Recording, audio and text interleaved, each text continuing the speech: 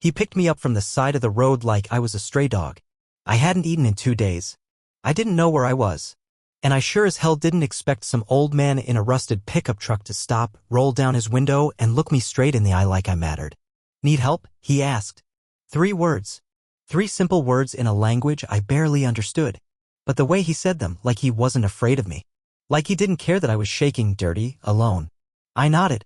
I couldn't speak. My throat was dry. My heart louder than my breath. He didn't ask any more questions. Just reached over, unlocked the passenger door, and said, "Get in." And I did. That was the moment my life in America began. Not with fireworks. Not with freedom. Not with papers or promises.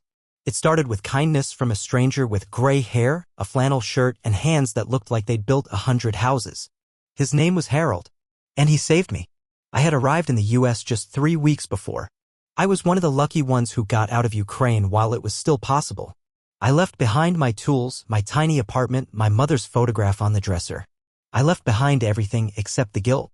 I came here with 1 backpack, a few documents, and a heart full of fear. My plan was simple: survive. But plans don't mean much when you're sleeping in bus stations and eating from donation bins. When Harold picked me up, I had nothing. No address. No friends. No job. No legal right to work. I didn't even know where I was, some small town in Pennsylvania, surrounded by trees and silence. His house was old. Wooden. It creaked when you walked. It smelled like cinnamon and coffee and something warm, like safety. He made me soup. Just like that. I didn't ask for it. I didn't have to. He handed me a spoon, sat across from me at the table, and said, "My grandson served in Ukraine. He loved it there." He pointed at a faded photograph on the wall, a young man in uniform, smiling, proud, standing in front of a Ukrainian flag. "My name's Harold," he said. "What's yours?" "Ola," I whispered. He smiled. "That's a good name." I stayed 1 night. Then 2. Then a week. I offered to leave. He told me to stay. "You're not bothering me," he said one morning, handing me a cup of black coffee. "This house is too damn quiet anyway." I started fixing things. The squeaky door. The broken fence. The leaking sink. My hands remembered work. They were good hands. Trained. Reliable. I used to be a carpenter. I used to build. Harold noticed. "You got skills," he said one day. "You should be working." I laughed. Bitterly. "I can't," I said. "No papers. No permit." He stared at me for a long time. "Bullshit," he finally muttered. "We'll figure it out." I wanted to believe him. But in America, belief doesn't fix immigration forms. Hope doesn't get you hired. And kindness doesn't change bureaucracy. Still, he tried. And for the first time in a long time, so did I. Harold wasn't rich. You could tell from the way he stretched a loaf of bread to last the week, or how he still watched a box TV with a busted remote held together by duct tape. His truck was 20 years old and growled like a wounded bear when it started. But there was something about him, the way he moved through life with quiet steadiness, like a man who'd already faced all the worst things and lived to tell about them, that made you feel like maybe you'd be okay too. He never treated me like charity. Not once. If anything, he treated me like a neighbor who happened to be going through a rough time, the kind of guy you offer a hand to without needing a reason. I think that's what kept me from losing myself. He gave me a place to stand. And when your life has been ripped from the ground, that's all you really need, just a place to stand. He showed me how to navigate the immigration website, clicking through pages I couldn't understand. He called a local nonprofit, explained my situation, sat beside me while I fumbled through an intake interview with a volunteer who spoke slowly, kindly, and sometimes repeated things 3 times just so I get it. He even drove me an hour out of town to a legal clinic in Harrisburg where an overworked lawyer named Tina told me I might qualify for temporary protected status, TPS, they called it. But there was a catch. "I need proof," Tina said. "Proof you were here before the cutoff date. Proof of identity. Proof of residence. Anything." My stomach dropped. I had nothing. No lease. No pay stub. Not even a utility bill. Harold leaned forward. "He's been living with me," he said. "I can write a letter. I'll vouch for him." Tina raised an eyebrow. "A notarized letter with your ID and a copy of a utility bill, that could help." "I'll do it," Harold said without hesitation. And just like that, a door cracked open. Not wide, not easily, but enough. Back at home, I began to change. Slowly. Quietly. I woke up earlier. I helped Harold more. Fixed more things. Learned to cook his strange American meals, grilled cheese, chili, meatloaf. I practiced English every day, writing down words I heard on TV and reading aloud from Harold's old Reader's Digest magazines. He laughed when I mispronounced something, but never cruelly. Always with warmth. "You're getting better," he said one night. "I can tell." But even as my world began to rebuild, piece by piece, the fear didn't leave me. I still jumped at sirens. Still looked over my shoulder when I walked. Still dreamed in Ukrainian, in images of rubble and silence and things I'd lost. One night, after dinner, I finally asked the question I had been afraid to voice since the beginning.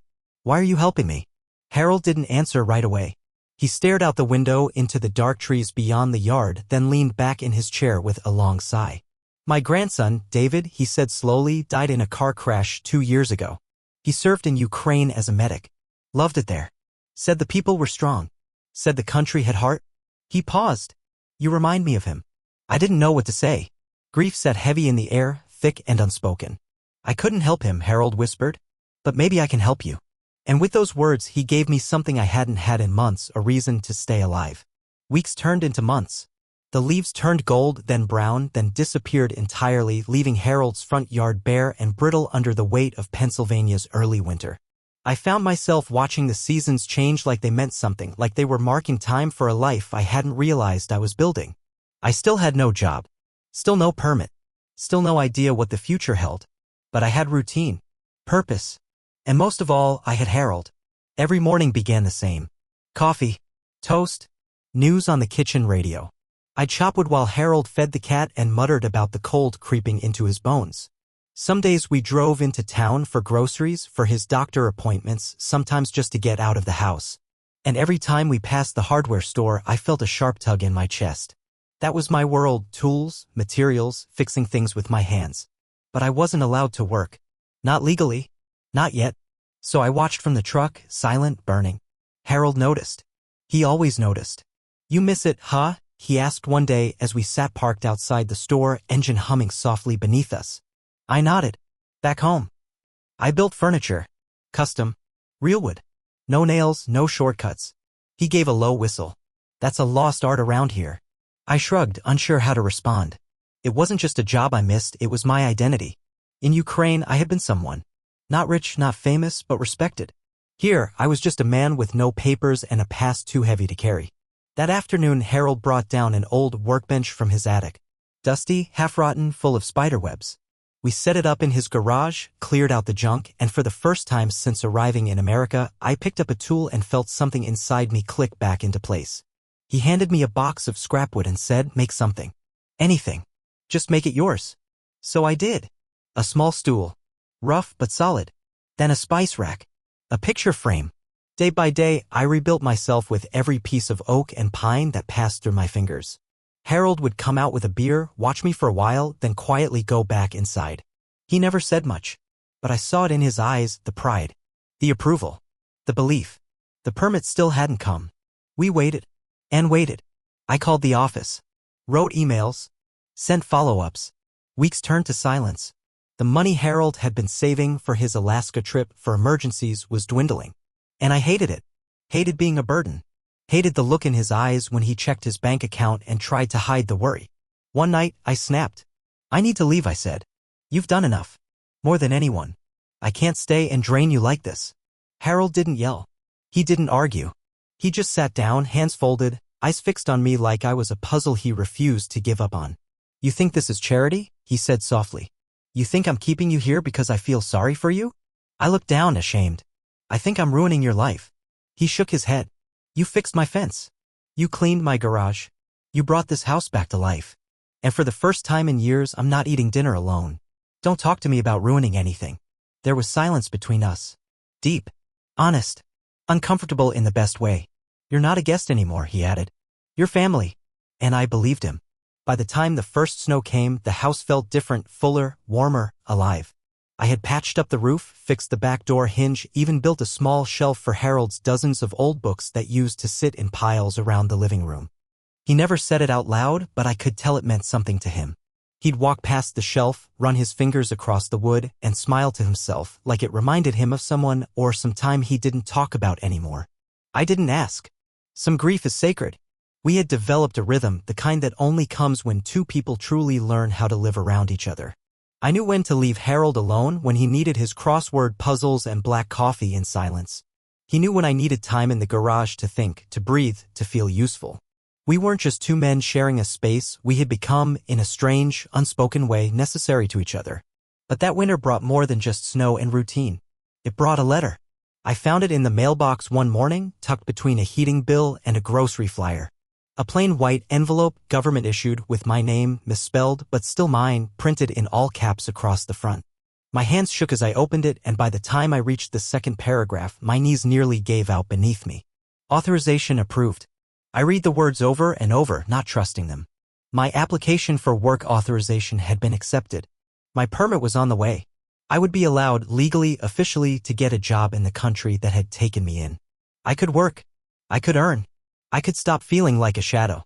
I ran back into the house, the door slamming behind me. Harold was sitting at the kitchen table reading the newspaper, same as every morning. I didn't say a word. Just held up the letter with both hands, my face already wet with tears I didn't know were coming. He looked at me, then at the paper, and slowly stood up. For a second, he didn't move, just stared, as if he needed to confirm it was real. Then he stepped forward and pulled me into the kind of hug that doesn't come easily to men like him. Strong. Unapologetic. Full of something deeper than words. I knew it, he whispered. I told you we'd figure it out. Within days, everything started moving faster.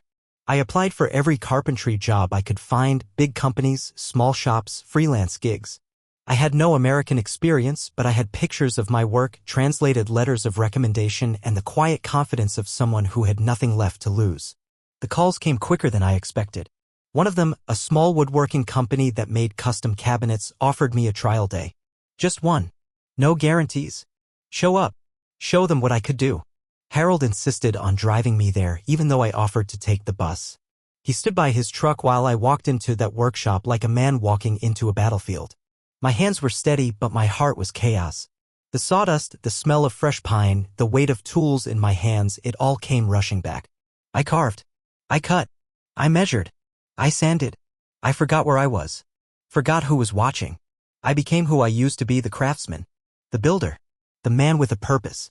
At the end of the day, the shop manager, a guy named Kurt with a heavy beard and heavier handshake, looked at my work and simply said, "When can you start?" I couldn't speak. I just smiled, wide, broken, full of disbelief, and pointed at the calendar on the wall. Harold picked me up an hour later. I didn't need to say a thing. He saw it in my eyes. He just nodded, put the truck in gear, and said, "Damn right you did." And for the first time in America, I felt like I belonged. The first paycheck came 2 weeks later. It wasn't much by American standards, but to me it was gold. I remember sitting at the kitchen table holding that narrow slip of paper in both hands, afraid to blink in case it vanished. It had my name on it, my name printed in English letters next to numbers I had earned with my own hands in a place that wasn't my home but was slowly starting to feel like one. I handed Harold $50. He looked at the money like it insulted him. "No," he said firmly, pushing it back across the table. "You've done more for this house than any damn handyman I've ever paid." "But I eat your food," I argued. "I sleep in your house. You helped me survive." He leaned forward, his eyes sharp but kind. "Ola, we're not keeping score here. This ain't a debt. This is life. People take care of each other, that's how it's supposed to work." I didn't argue again. But that moment stayed with me. In Ukraine, favors came with obligations. In America, at least in Harold's version of America, kindness was given without expecting anything in return. And that was a harder thing to accept than any war, any hunger, any cold night spent in a subway station. Because it meant allowing myself to be seen. To be worth something. To be helped and believe I deserved it. At the workshop, things were going well. Kurt, the manager, was rough around the edges but fair. He didn't care about my accent. He cared that I measured twice, cut once, and showed up on time. The other guys on the team, 2 Latinos and a retired Navy vet, mostly left me alone at first. But work has a way of building bridges where words can't. After a few weeks, we started sharing lunches, tips, quiet jokes in the sawdust-heavy air. They called me O, because Ola twisted their tongues. I didn't mind. O felt new, clean, like the start of a second life. Harold, meanwhile, watched it all with quiet pride. Every day when I came home, he asked how it went. Not with fake politeness, but with genuine interest. He liked hearing about what I built, who I worked with, what tools I used. Sometimes I'd bring home scraps of wood and carve small things. A bird, a box, once even a chessboard. I gave that one to him. He stared at it for a long time, then said, "My wife loved chess. Haven't played since she passed." "I could learn," I offered. So we did. On weekends, we sat at the dining room table and played long, quiet games. He always won, but sometimes I made him work for it. And between moves, we talked. Not just about work or the news, but about life. About loss. About the people we missed. His wife. My mother. His grandson. My brother. We didn't cry. But we didn't have to. The silence held everything we couldn't say. One night I came home late. Snow was falling again, soft and slow, and I found Harold sitting on the porch, wrapped in his thick winter coat, eyes fixed on the trees beyond the yard. "You okay?" I asked. He nodded, but didn't speak right away. "I was thinking," he said finally. "You're building a life here. Real roots. Work, people, purpose." I waited. "You should think about staying for good. Not just surviving. Living." His words landed heavy because I had thought about it. Every day. But it still felt like a dream too big to reach. Permanent residency. Citizenship. The right to vote. To be from here, not just in here. "I don't know how," I admitted. "We'll figure it out," he said. And I believed him. Because by now, I had learned that Harold didn't just say things. He meant them. And somehow that meant everything. The months rolled forward with the steady rhythm of routine. I worked 5, sometimes 6 days a week, often staying late when extra hands were needed. The soreness in my back at the end of each day became a kind of proof that I was useful, that I had a place. In the garage, I started taking small commissions from neighbors Harold introduced me to.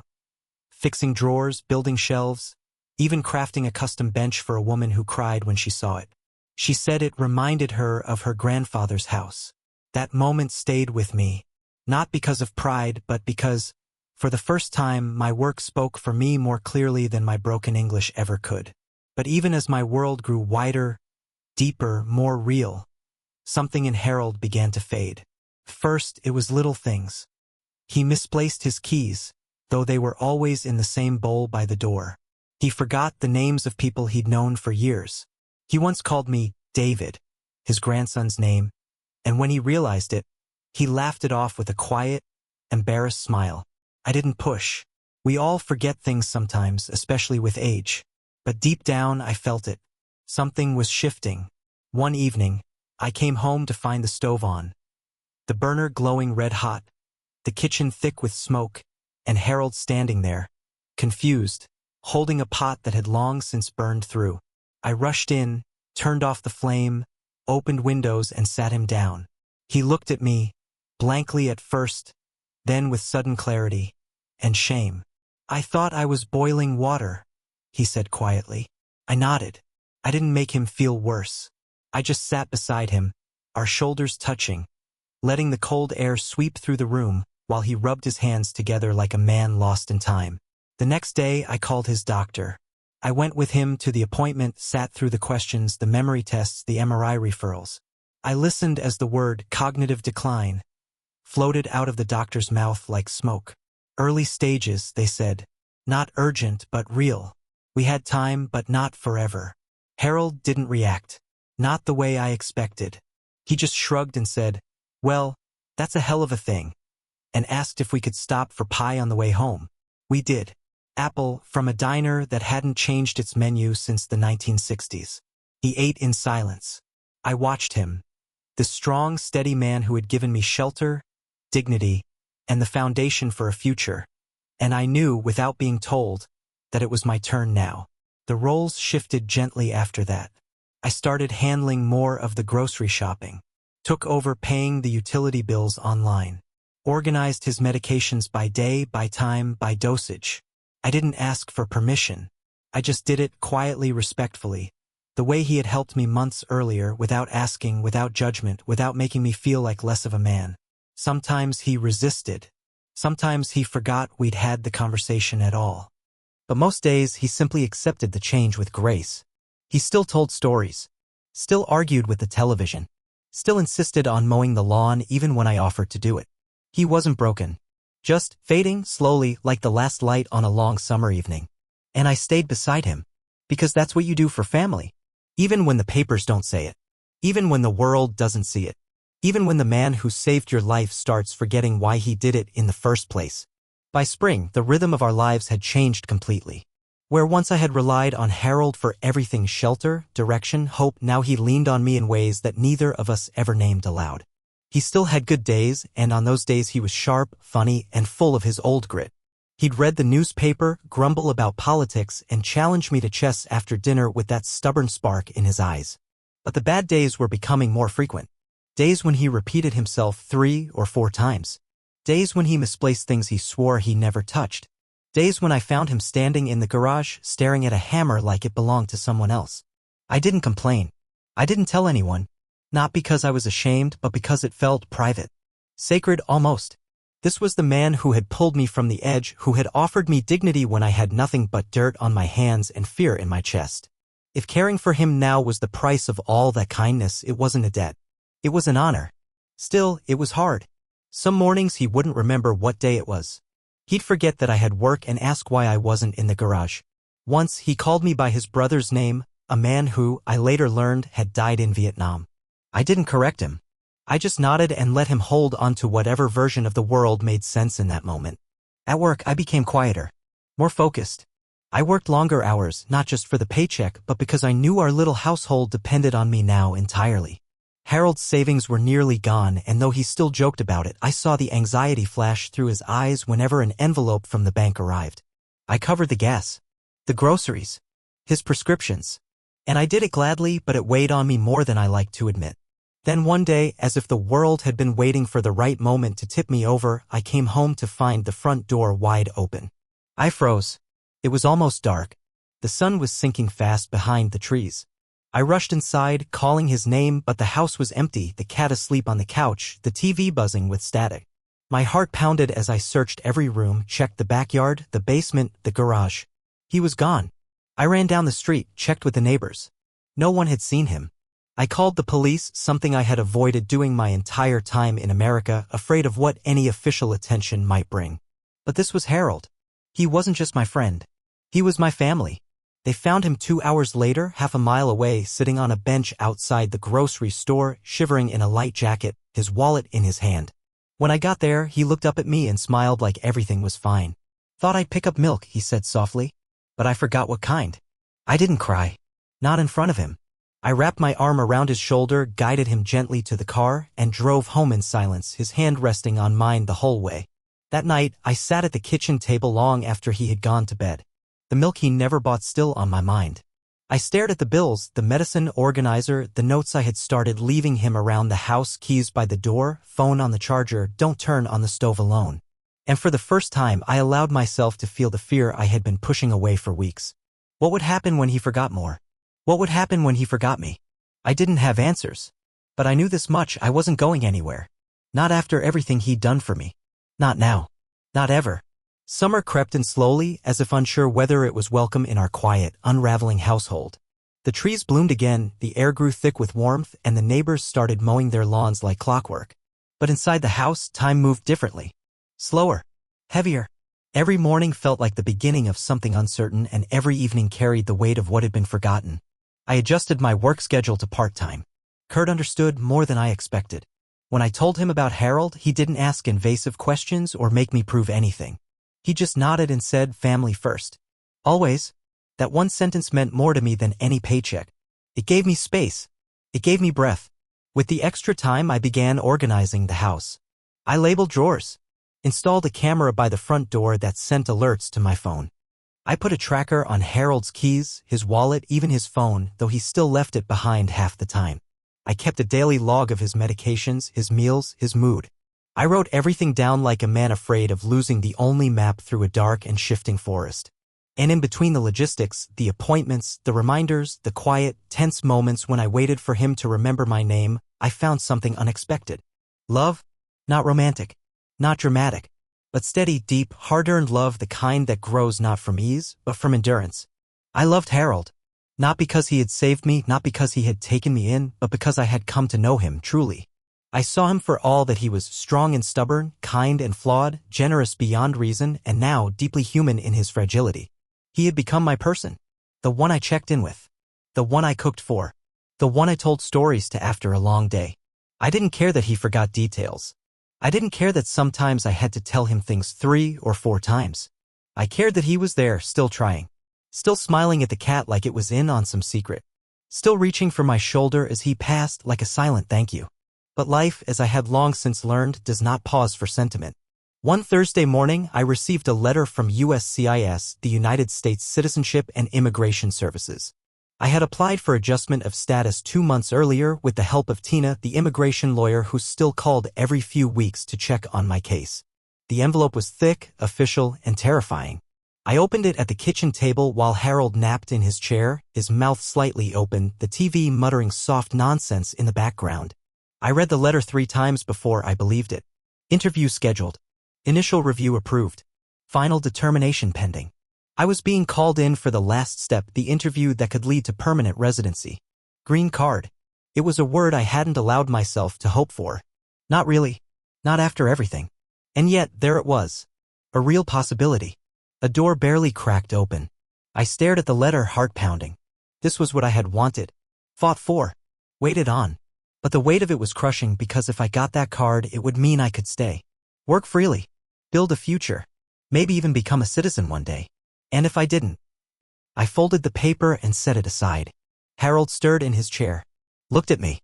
For a moment, his face was blank, distant. Then he smiled and said, "You're home early." I walked over and sat beside him. "Yeah," I said. "Just wanted to be here." And I meant it. Because no matter what came next, I already knew where home was. The days leading up to the interview passed like a slow fever, not unbearable, but always burning just beneath the surface. I couldn't focus at work. My hands still built, still measured, still carved, but my mind wandered constantly, rehearsing answers to questions that hadn't yet been asked. What would they say? What would they think of my story, of a man who had nothing when he arrived but now had built a life from scraps and kindness? I dug out every paper I had, copies of documents Harold had helped me fill out, letters of support from Tina and even from Kurt, who wrote that I was the most dependable man on the floor. I included photos of my projects, of Harold and me sitting on the porch, of the bench I had built for the woman who cried. It wasn't just evidence. It was proof that I was real. That I mattered. That I had earned the right to stay. Harold didn't understand all the legal steps. Some of it confused him, and some of it he simply forgot. But he understood the weight of it, the importance. He helped me practice answers in English. Asked questions like an immigration officer would. Corrected my pronunciation. Laughed when I got flustered. Told me not to sound like a damn robot. "You're not trying to impress them," he said one night as we sat at the table going over my application for the 5th time. "You're trying to tell them the truth. And your truth's good enough." I nodded, but the knot in my chest wouldn't go away. Because I had something to lose now. When I first arrived, I had been empty. There was nothing left for them to take. But now I had roots. I had memories. I had responsibility. And more than anything, I had Harold. What if I said the wrong thing? What if they decided I wasn't needed? What if they took it all away with a stamp and a handshake? The night before the interview, I couldn't sleep. Harold stayed up with me even though I told him to go to bed. He made tea. We sat on the porch in silence, the air still and thick, the stars above us clearer than I'd ever seen them. He didn't say much. Just handed me the cup and sat beside me, our shoulders barely touching. "I've seen a lot of people come and go," he said finally. "Neighbors. Friends. Family." I turned to look at him. "But not many who fight like you. Who keep getting up." I swallowed hard, staring at the dark outline of the trees beyond the yard. "You gave me a chance," I said. He shook his head gently. "No. I just opened the door. You walked through it." He paused. "You built the rest." And I knew he meant more than the garage shelf or the spice rack or the garden fence we had fixed together. He meant this life. This bond. This strange and beautiful thing we had created, not by blood or law, but by choice. That night, as I finally drifted off to sleep in the quiet room at the back of the house, I held onto one simple thought. Even if they said no tomorrow, I had already become someone I wasn't before. Someone who belonged. The immigration office was a low, beige building tucked between a chain pharmacy and a laundromat, ordinary in appearance, but holding the power to redefine a life with a single sentence. I arrived early. Too early. I sat in the parking lot for almost an hour, rehearsing everything again in my head, my story, my work history, my reason for staying. I wore my best clothes, a button-down shirt Harold had given me and slacks I had bought from a thrift store, ironed until the creases were sharp. I looked like someone trying to prove he belonged. Because I was. Inside, the waiting room was sterile and quiet. Fluorescent lights buzzed faintly overhead and the chairs were lined in stiff, gray fabric. A handful of other people sat nearby, all of us nervous, all of us clinging to folders, papers, hopes. I couldn't help but look at their eyes. We were all different countries, different backgrounds, different languages, but our fear was the same. We were all waiting to be seen. When they called my name, I stood too quickly and nearly dropped my folder. I caught it just in time, cleared my throat, and followed the officer down a hallway that smelled faintly of paper and anxiety. She was calm, polite, mid-40s maybe, with a face that didn't give much away. Her office was small, a desk, 2 chairs, a framed photo of her family, and a small American flag standing on the cabinet behind her. She asked me to sit. Then the questions began. They were straightforward at first. Name, date of birth, country of origin, how I arrived, what I had applied for, why I wanted to stay. I answered carefully, honestly, sometimes pausing to think, to find the right word in English. I didn't want to sound rehearsed, but I also didn't want to stumble. Every word felt like it weighed 10 pounds. Then came the harder questions. What do you do for work? I'm a woodworker, I said. Carpentry. Cabinets. Furniture. She nodded, writing something. Do you live alone? No. I live with an American citizen. Harold Becker. He took me in when I arrived. She glanced up. And what is your relationship to Mr. Becker? That question. I had thought about it 100 times. Practiced answers. But now that it was in the air, spoken out loud, it felt heavier than ever. He's family, I said. Not by blood, but by choice. He helped me when I had nothing. He gave me a home. I take care of him now. We take care of each other. She looked at me. Not unkindly. Just studying. There was a pause. Then she asked, why do you want to stay in the United States? I didn't look down at my papers. I didn't check a note. I just spoke. Because here, I became someone again. Back home, everything fell apart. War, loss, fear, it stripped me of who I was. But here, I got the chance to rebuild. Not just my life. Myself. I found work. I found purpose. I found a man who treated me like I mattered. I'm not just surviving anymore. I'm living. And I want to keep living. For a moment, the only sound was the quiet clicking of her keyboard. Then she smiled just a little and said, thank you, Mr. Koval. That'll be all for today. When I walked out into the sun, my legs felt weak. I didn't know if it went well or not. I didn't know what she was thinking. But I had said what I came to say. No lies. No exaggerations. Just truth. Harold was waiting for me in the truck. How'd it go? He asked. I think I did okay. He nodded. Put the truck in gear. Said nothing else. But before we pulled out of the lot, he reached over and gave my hand a quick squeeze. A small gesture. But it said everything. The days after the interview passed like slow-moving clouds, heavy, uncertain, but not without light. I went back to work, but everything felt suspended like I was walking through water. I smiled, I answered questions, I sanded and cut and measured, but part of me remained in that beige office, wondering what the officer had written, what she had really thought, what decision was being drafted behind closed doors.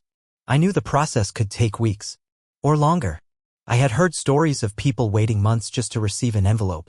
But knowing that didn't make it easier. I had lived in limbo before, but this was different. This time I had something to lose.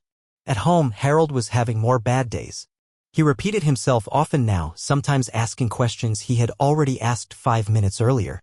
One morning, he called me Don, which turned out to be his older brother's name, a man I had only heard about in passing. I didn't correct him. I just smiled and brought him his coffee like I always did. The man who once guided me through paperwork and court letters now needed sticky notes on the fridge to remember where the sugar was. It broke my heart in quiet ways, not all at once, but slowly, like a gentle erosion of something once solid. Still, there were good moments. He laughed when I burned the eggs one morning, told me I was still hopeless in the kitchen. We watched old westerns on Sunday afternoons, and sometimes, in the middle of a movie, he'd turn to me and say, "You're gonna be all right, kid." And I'd nod even if I wasn't sure. Especially then. One afternoon, I came home to find Harold outside, sitting on the porch, holding a faded photo album in his lap. He waved me over without looking up. "This was my wife," he said, pointing to a black and white picture of a young woman with soft eyes and a defiant smile. She hated having her photo taken, but I always caught her anyway. I sat beside him, letting the warm breeze settle around us. He flipped pages slowly as if the act itself kept him grounded. There were pictures of birthdays, barbecues, road trips. A lifetime spread out across yellowing pages. He pointed at a baby in one photo. "That's David," he said. "He grew up too fast. Then he left. Then he didn't come back." His voice cracked at the edge of that last sentence. "I know," I said gently. He closed the album and stared out across the yard. "But you came," he whispered. "You stayed." I didn't have words for that. So I didn't say anything. I just reached over and rested my hand on his. It was warm, rough, familiar. And for a long time, we sat there like that, two men from opposite worlds, bound by things deeper than blood. The letter came 4 weeks later. A plain white envelope again. No special markings. No warning. I almost missed it, tucked between a pizza coupon and an ad for pest control. My hands trembled before I even touched it. Harold was inside, napping. The house was still. I stood at the edge of the kitchen table, staring at the envelope like it might explode. I opened it slowly, carefully. Read the first line. Then the second. And by the third, my knees gave out and I had to sit. Application approved. Permanent resident card will be mailed within 7 to 10 business days. My eyes filled instantly. Not just from joy though, yes, there was that, but from the sheer, overwhelming release of everything I had held inside for so long. The fear. The pressure. The uncertainty. All of it gone in a single, printed paragraph. I was staying. I belonged. I was home. When I told Harold, he cried. Not loudly, not dramatically, but with the kind of quiet tears that slip out when a person's heart is too full for words. He just sat there in his chair, eyes glassy, hands gripping the arms like he was steadying himself against the weight of it all. Then he looked at me and said, "I knew they'd see it." What I saw. I knelt down in front of him and nodded, unable to speak, my throat thick with emotion. In that moment, nothing else mattered, not the paperwork, not the years of waiting, not even the card itself. What mattered was that he had believed in me before anyone else did. And now, the world had finally caught up to what he had known from the very beginning, that I was not just someone passing through. I was staying. I was a part of this place. The next few days felt like a dream. I carried the letter with me like a charm, afraid to let it out of my sight. Every corner of the house seemed brighter, every step I took a little lighter. Even work felt different. I wasn't just a worker anymore, I was a resident. A man with roots. A man with rights. The team at the shop threw me a small celebration, coffee, cake, a card signed in thick marker that read, "Welcome home." Oh. I taped it to the wall in the garage and looked at it every morning before heading out. It felt surreal. Like all the pain, the loss, the running had led to something real. But the celebration didn't last long. Harold's decline began to accelerate. Some days, he was sharp and witty, just like always, cracking jokes, telling me old stories about the army, or giving me unsolicited advice on how to properly grill chicken. But other days were fog. He'd forget what year it was. He'd stare at the TV like he didn't recognize the faces. He'd call me David again, and when I gently reminded him who I was, his eyes would fill with confusion. Then shame. Then silence. One morning, I found him in the backyard, barefoot, wearing only a robe, trying to water the garden with an unplugged hose. The look on his face when I approached, lost, afraid, childlike, nearly broke me.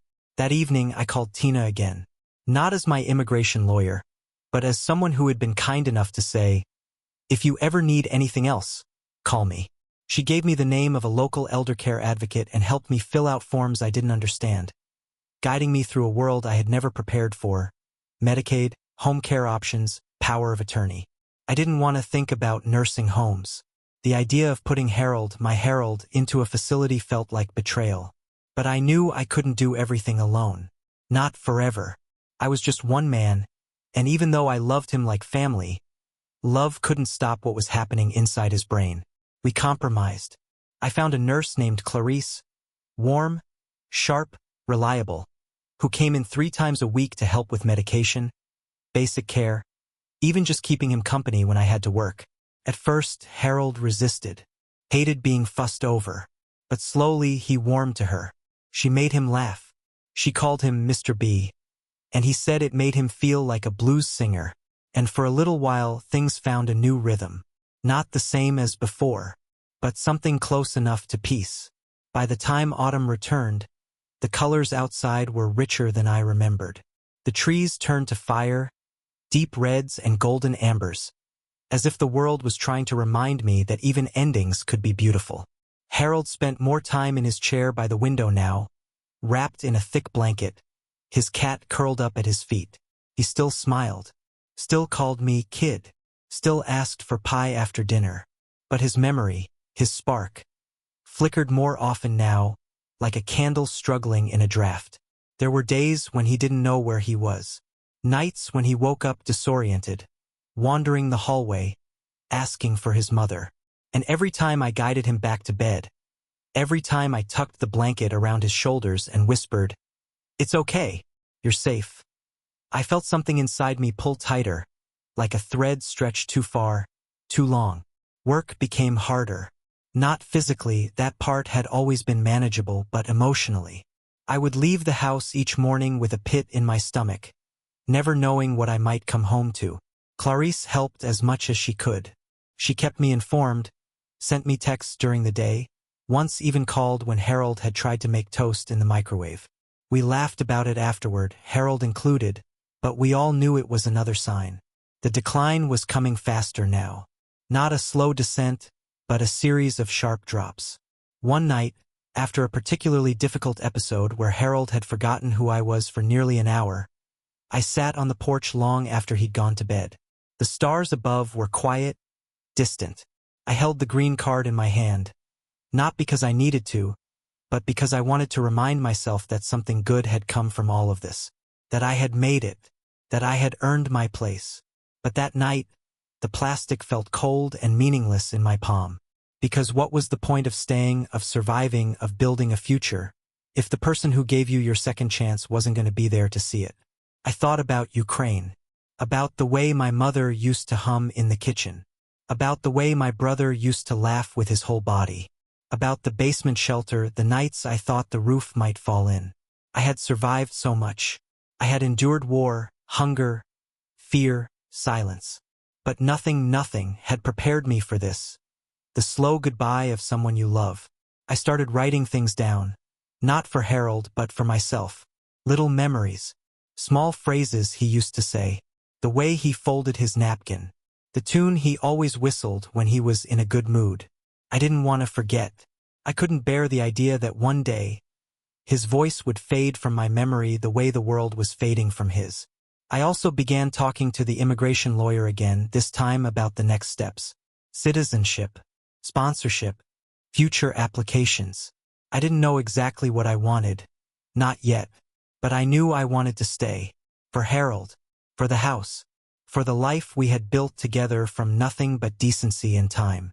One evening, Clarice pulled me aside after her shift.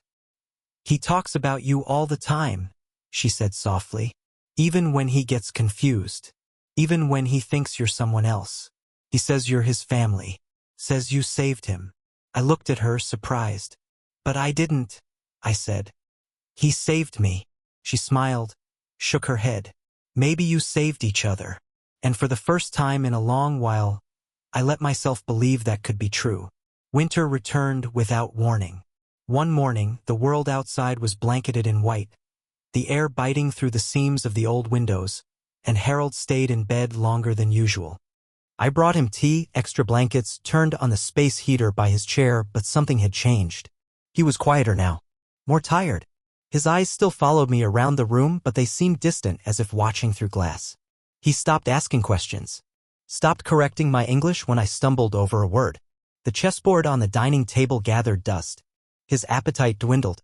Even the cat, once a constant companion at his feet, now hovered near him cautiously, as if sensing something I didn't want to admit.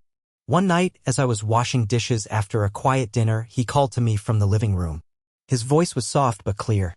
"Hola," he said. "Come sit." I dried my hands and joined him. He was in his usual chair, the blanket tucked over his legs, a framed photo of his wife resting on his lap like a sacred object. He looked at it, then at me. "She used to sit here, just like you do," he murmured. "She was loud, though. Bossy. God, I miss that." I smiled, unsure if I should speak. "I think I'm getting ready," he said suddenly. I blinked. "Ready for what?" He looked at me for a long moment, his gaze steady, lucid in a way I hadn't seen in weeks. "To go." I swallowed. Hard. "Don't say that." "I'm not afraid," he said. "I've had a good run. Long, messy, full of surprises. And you were the best one, kid. I never saw you coming." My throat burned. My hands gripped the armrest of my chair to keep them from shaking. I'm not ready, I whispered. He reached over, placed his hand on mine, weak but warm. You weren't ready when you got here either. Look how that turned out. We didn't say much else that night. I sat beside him until he fell asleep in the chair, his breathing slow and even the picture frame still resting on his chest like a goodbye. The end came quietly like everything else with Harold. 2 weeks later, on a soft gray morning, I brought him his usual tea and found him still. Peaceful. Eyes closed. A slight smile on his face as if he were dreaming of something good. I didn't cry right away. I sat with him for hours. Called Clarice. Called the doctor. Made the arrangements. I did everything that needed to be done, calmly, precisely, the way he would have wanted. Only when the house was empty again, only when I stood in the silence of that living room surrounded by his books, his tools, his scent, only then did I collapse into the chair and let the grief break through. It wasn't loud. It wasn't dramatic. It was honest. Painful. Pure. And it lasted for hours. I buried him on a hill just outside town, next to his wife. A quiet place with trees and wind and nothing but sky above. The funeral was small. A few neighbors. The team from work. Clarice. Tina. Everyone who had met him, even briefly, said the same thing: he was one of the good ones. And I just nodded because I didn't have the words to explain what he had meant to me. How he had changed the entire course of my life with nothing more than kindness and a flannel shirt and a seat at his kitchen table. When it was over, I stayed by the grave long after everyone had gone. And I whispered thank you, because that's all there was left to say. After the funeral, the house felt impossibly quiet. Every creak in the floorboards, every gust of wind rattling the old windows reminded me of Harold, of his voice, his footsteps, his habit of humming under his breath when he thought no one was listening. I kept expecting him to appear around the corner holding a coffee mug, ready to scold me for not adding enough salt to the stew. But the house remained still. A shell filled with memories. I didn't move out. I couldn't. The house wasn't just a building anymore. It was a part of me, every inch of it infused with the life we had shared. The porch where we drank tea. The garage where I found myself again with my hands in sawdust. The living room where we watched old movies and he taught me that grief doesn't always arrive with tears, sometimes it comes with silence. With absence. With the sound of one chair not being pulled out for dinner. Legally, I was allowed to stay in the house. Harold had updated his will months before, leaving it in my name, something he had done quietly without telling me, like most of the selfless things he did. I found the papers in his desk drawer, signed and notarized with a small sticky note on top in his handwriting: "Don't argue. It's yours now." For days, I walked through each room like it was a museum. I didn't touch anything. Couldn't. But then one morning, I stood in the kitchen, staring at his favorite mug, chipped, stained, always half full, and I realized something important. This wasn't a place to be preserved. It was a place to be lived in. So I started moving forward. Not moving on, never that. Just forward. I went back to work full-time. Kurt gave me a quiet nod when I returned, no words, just a pat on the back that meant more than any condolence card. The guys on the crew welcomed me like family. And slowly, I found a new rhythm. I cooked for myself. I tended the yard. I played chess against no one and lost anyway. But the house wasn't empty for long. Clarice still visited. Not as a nurse anymore, but as a friend. She checked in often, brought food, sometimes just sat with me in the living room and shared stories about her own family. She was the first person I told when I decided to apply for citizenship. I hadn't been sure at first. The green card was enough, more than I'd ever dreamed. But something in me wanted to go further. To commit. To belong fully. Not just in paperwork, but in heart. I want to vote, I told her one evening, surprising even myself. I want to stand in line and choose something. I want my voice to count. She smiled and squeezed my hand. Then you will. The process began again, more forms, more background checks, more fees I saved for slowly over months. But this time it didn't feel overwhelming. It felt right. Like planting something in soil I now trusted.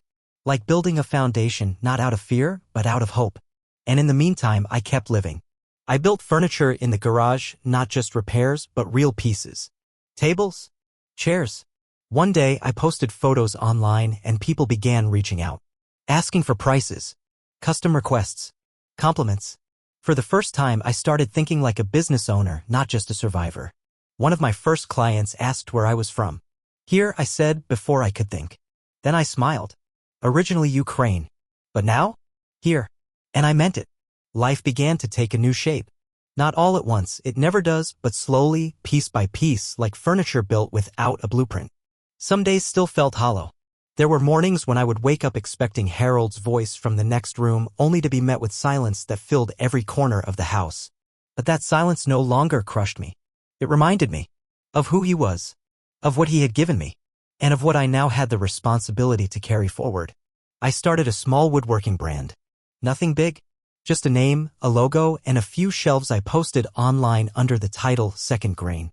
The name had come to me late one night, sitting in the garage, running my fingers along the polished edge of a table I had just finished. It felt right, because every piece of wood has a second grain beneath the first, hidden until it's stripped, sanded, and brought back to life. That was me. That was Harold. That was the story I was telling now with every project. Orders trickled in. Then more. I worked late into the nights, sometimes with the radio humming in the background, sometimes in silence. Each chair, each frame, each table I built felt like a conversation with my past, a way of honoring where I came from while firmly planting my feet in where I now stood. I kept Harold's chair in the garage. I couldn't part with it. Sometimes, when the light hit it just right, I imagined him still sitting there, arms crossed, offering unsolicited advice about wood grain and glue. I could almost hear him say, "That leg's gonna wobble if you don't fix that angle." He was always right, even in memory. The day the envelope arrived was ordinary. I was sanding the edge of a custom bookshelf when I heard the mail slot click. I wiped my hands, walked to the door, and found it there, the final document. The invitation to my citizenship ceremony. I held it like I had held my green card, gently, reverently, like it might disappear if I didn't hold tight enough. The ceremony was scheduled for the end of the month in the courthouse 2 towns over. I stared at the date, the instructions, the checklist of what to bring, and for the first time since Harold's passing, I allowed myself to feel proud without guilt. He had wanted this for me. He had seen it even when I couldn't. And now it was happening.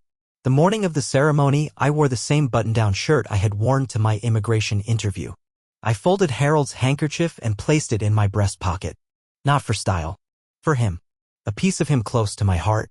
Clarice drove me. She insisted. We didn't talk much during the drive. She just kept glancing at me with that quiet smile of hers, like she knew this day was something sacred. The courtroom was simple.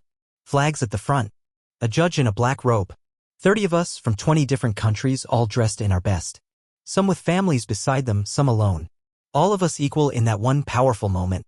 When it came time to raise our right hands and take the oath, my throat tightened. I looked around the room and saw hope, relief, awe, all the things I was feeling too. And when I spoke those words, "I will support and defend the Constitution and laws of the United States of America," I wasn't just reciting them. I was claiming them. Afterward, they handed each of us a tiny flag and a certificate with our names in bold letters. I held mine like it was made of glass. Then I stepped outside, looked up at the wide, blue sky, and whispered, "We did it, Harold." Not I. We. Because I hadn't done this alone. After the ceremony, something inside me shifted. Not in a dramatic, cinematic way, there were no fireworks or orchestras, but quietly, like a door inside me had finally clicked shut. For years I had been floating between worlds, not truly from one or accepted by the other. But now I belonged. Officially. Permanently. And that certainty, that legal and emotional grounding allowed me to start thinking beyond survival. Beyond the next meal, the next rent check, the next permit. I started thinking in seasons. In years. In legacy. The house was still mine. But it didn't feel like just my house. It was ours, mine and Harold's, and I knew I wanted to preserve that spirit, not just in memory, but in action. So I started volunteering on weekends at a local community center that helped recent immigrants. I brought wood scraps from the shop and taught basic carpentry to people who, like me, had arrived with nothing but skills and hope. We built shelves, stools, picture frames, and slowly, trust. Many didn't speak English well. Some didn't speak it at all. But the language of the hands is universal. You don't need words to show someone how to square a corner or sand down a rough edge. You just need patience, presence, respect. They reminded me of myself, lost, proud, trying. And I saw in their eyes the same question I once carried: will I make it here? I didn't have answers for them, but I could show them that it was possible. That someone like me, broken, displaced, uncertain, could not only survive, but grow. Could find roots in foreign soil and make them hold. I told them about Harold sometimes. Not the whole story, but pieces. How he took me in. How he treated me like a person when I felt invisible. How he taught me what it meant to belong before a single paper ever said I did. And every time I said his name aloud in that room, I felt something rise in my chest. Pride, yes, but something deeper. A kind of love that refuses to fade even when the person who gave it is gone. One Saturday, while cleaning out the garage to make space for a new workbench, I found a small, dust-covered box tucked behind an old cabinet. Inside were items I hadn't seen before, a few military medals, Harold's high school graduation photo, a ticket stub from a concert in 1964. And beneath it all, folded carefully, a letter. My name was written on the outside. My hands trembled as I opened it. He had written it months before, the handwriting shakier than usual, but still his. If you're reading this, it means I probably forgot to say goodbye. I hope I didn't. I tried to remember everything near the end, but the brain doesn't always do what we want. If I said anything strange, if I ever called you by the wrong name, just know this, I always knew who you were, even if I couldn't find the words. You're my family, Ola. You always were. Thank you for being the best thing to happen in the last years of my life. Don't be afraid of the future. It's yours now. I sat on the garage floor for a long time after that, the letter pressed to my chest. I didn't cry. Not right away. Instead, I looked around at the space we had built together, the bench, the tools, the shelves, the smell of wood and oil and effort, and I felt him everywhere. Not in the air. In the work. In the life. In me. Time, as always, moved forward. The house settled into its quiet rhythms again, but it no longer felt hollow. Instead, it felt full of memory, of meaning, of presence that lingered without haunting. I kept Harold's photo on the mantel above the fireplace. Nothing fancy. Just a black and white picture in a frame I built myself. Sometimes when I passed by, I'd nod to it without thinking, as if he were still there, keeping an eye on me, making sure I didn't mess up his old routines. Work continued to grow. Second grain became more than a project, it became a calling. Orders increased. Word spread. A local journalist wrote a small feature about my story, calling it The Immigrant Craftsman, Building More Than Furniture. I laughed at the headline, but the article brought new customers, new commissions, and new conversations. People weren't just buying tables or shelves. They were buying pieces of something honest. Something earned. Something made with the hands of a man who had built a second life with wood and willpower. One day, I got a message from a man in another state, a retired teacher who had read the article and wanted to order a custom chair. My grandfather came from Ukraine in 1948, he wrote. I never met him, but I think he would have liked your story. That message stayed with me for days. I thought of my own grandfather, a man who taught me how to hold a hammer when I was barely strong enough to swing it. I thought of the lineages we don't see, the quiet histories passed down not in blood, but in spirit, in grit, in kindness. And that's when I decided to take a risk. I applied for a loan. Nothing large, just enough to convert the garage into a real workshop and move the business out of the house. It took weeks of paperwork, bank meetings, explaining my credit history or lack of one. But eventually it came through. The first thing I did was paint the new sign myself. Second Grain Woodworks. Underneath it, in smaller letters, I added a line that Harold once said to me, almost offhand, but which had never left my heart. Things can be broken and still be worth fixing. I hired 2 apprentices, both immigrants. One from Syria, the other from El Salvador. Young, unsure, full of questions. Just like I had been. I didn't have all the answers. I didn't need to. I had tools. I had time. I had patience. And that was enough to teach them how to build something that lasted. We worked side by side. We sanded. We sawed. We failed. We fixed. I watched as their hands became steadier, their eyes brighter, their sense of worth rising not from praise, but from doing something that couldn't be undone by words or politics or paperwork. They were learning, just like I had, that the work makes the man, not the other way around. Sometimes, in the quiet moments after the shop closed, I'd stand in the middle of the space, smell the wood dust in the air, and close my eyes. And I'd hear Harold's voice again, clear as day. You've built a damn good life, kid. And this time I didn't argue. Because he was right. Years passed. Seasons changed. And slowly, the life I had once only dared to imagine became my reality. The workshop thrived. The apprentices grew into craftsmen. The business expanded, not wildly, not fast, but steadily, with the kind of honest growth that only comes from patience and consistency. I didn't chase headlines or open a dozen locations. I stayed small, focused, rooted, because I had learned long ago that it wasn't scale that gave something value, it was care. Detail. Story. I still lived in Harold's house. I kept it just the way he liked it, the porch swept, the books on the shelf, the radio in the kitchen still tuned to that same old jazz station. I fixed what broke, painted what peeled. When something felt worn, I didn't replace it, I restored it. Because restoration had always been at the heart of the story. His, mine, ours. Sometimes new neighbors would ask about the old man in the pictures. Was he your father? No, I'd say. He was more. And that was all they needed to know. I began writing in the evenings. Just a little at first, notes, reflections, fragments of memory. But soon those fragments formed into stories. About Harold. About Ukraine. About crossing oceans and learning a new alphabet of life. I didn't plan to publish anything. It wasn't about that. It was about preserving something that felt too big to hold in one heart alone. I wanted the world to know who he was, this man who had opened his door to a stranger and, in doing so, saved a life that had almost disappeared. I kept his letter too. Framed it. Hung it in the shop, above the workbench where he used to sit and watch me sandboards into shape. Customers would often pause in front of it reading the short message he had left me. They didn't always ask about it, but when they did, I told them the truth that everything they saw around them, every shelf, every corner, every beam, existed because one old man chose kindness over fear. The day I was asked to speak at a citizenship ceremony was the day I realized how far I had come. A local official had read about my story and reached out.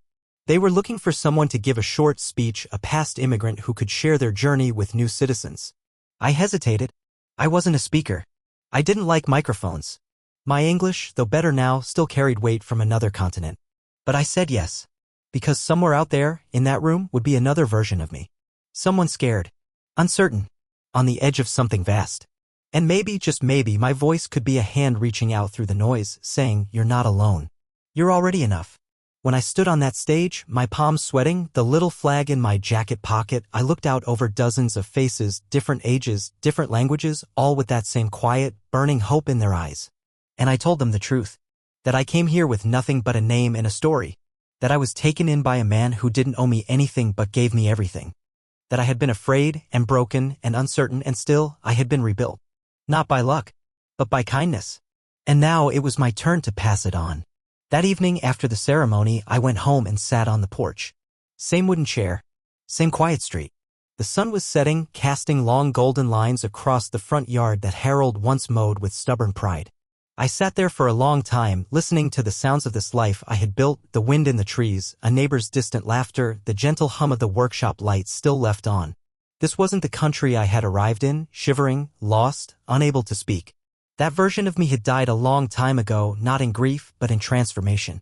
I thought about all the people I had met since I stepped off that bus years ago. About the officer who first questioned my papers. About Tina, the lawyer who took my case even when the odds were low. About Clarice, who helped Harold when I couldn't and stayed when most would have gone.